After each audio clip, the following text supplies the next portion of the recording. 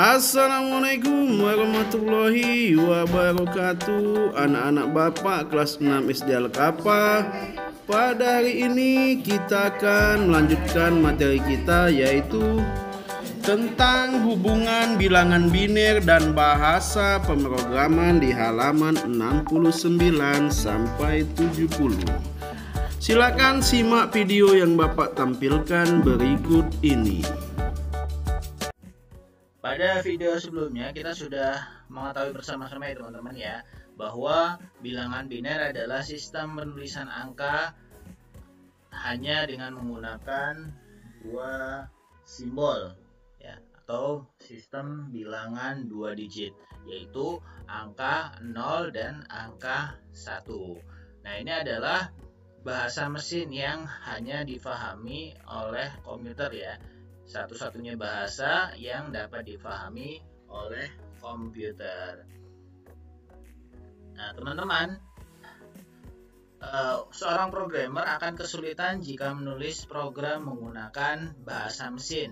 Ya, karena setiap angka jika diterjemahkan ke dalam bahasa bilangan biner itu pasti akan semakin rumit ya. Contohnya seperti ini. Maka menulis program menggunakan bilangan biner itu akan memerlukan banyak waktu ya teman-teman ya, karena kerumitannya, sehingga setiap angka atau setiap huruf itu harus diterjemahkan masing-masing ke bilangan biner, itu tentu akan memakan banyak waktu. Nah, oleh karena itu programmer mengembangkan apa yang disebut dengan bahasa pemrograman teman-teman, agar lebih mudah untuk memberikan perintah kepada komputer untuk melakukan tugas tertentu. Ya, nah kita berikan contoh. Di sini adalah salah satu bahasa pemrograman yang dikembangkan oleh para programmer untuk mempermudah mereka memasukkan suatu perintah kepada komputer. Nah, contoh bahasa pemrograman yang sering digunakan dalam komputer adalah seperti ini ya teman-teman ya, ada HTML atau CSS, ada JavaScript, ada PHP, ada Python, ada Visual Basic, ada C, C++, dan lain-lain. Nah, ini adalah salah satu contoh bahasa pemrograman ya, yang menggunakan HTML seperti ini ya teman-teman ya. Nah,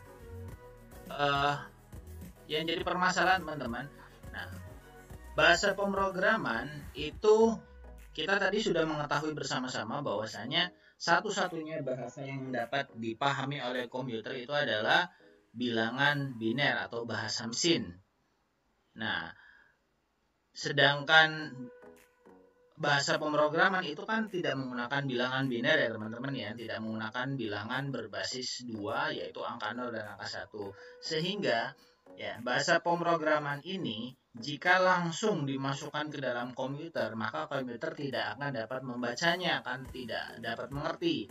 Kenapa? Karena sekali lagi komputer itu hanya bisa membaca apa yang disebut dengan bahasa mesin, yaitu bilangan biner yang berbasis 2 digit, yaitu angka 0 dan angka 1. Sedangkan kita lihat di sini, ini tidak hanya terdiri dari angka 0 dan angka 1, akan tetapi juga ada kombinasi huruf dan juga simbol-simbol ya teman-teman ya.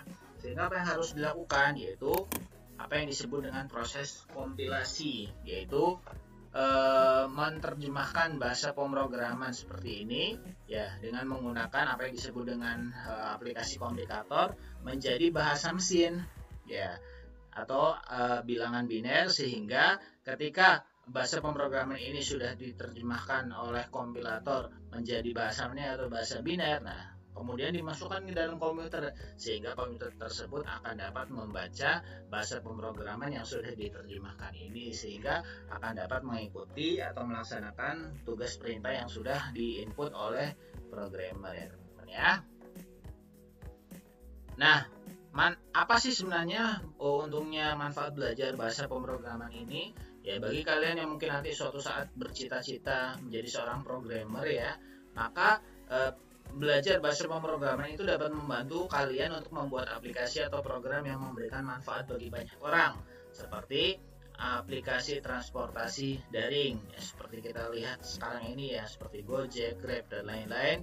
Itu merupakan aplikasi transportasi daring yang sangat bermanfaat bagi orang banyak, dan aplikasi tersebut itu dibuat dengan menggunakan bahasa pemrograman ya yang dibuat oleh para programmer. Contoh lain lagi adalah dapat membuat permainan edukasi, kemudian toko online ya seperti marketplace yang sekarang banyak sekali muncul di mana-mana. Itu semuanya adalah dibuat oleh programmer ya, kemudian robot dan lain-lainnya.